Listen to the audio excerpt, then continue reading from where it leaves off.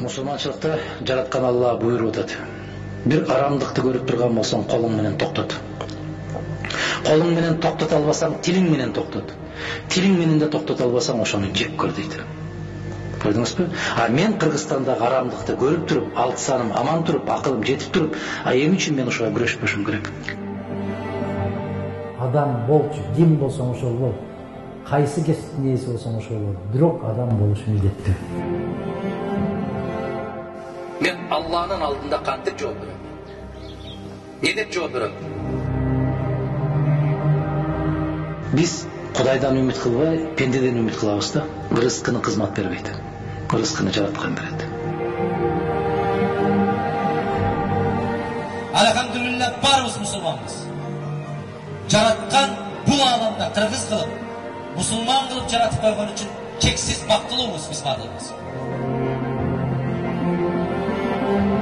Кайрымдуулукту жасап атканда оң колуң бергенди сол колуң билбесин. Мен көкүрөк какканды өтө жек көрөм. Муну жасадым, аны жасадым деп. Мен элдин ыраазычылыгы үчүн жасабайм, мен Аллахтын ыраазычылыгы үчүн жасайм.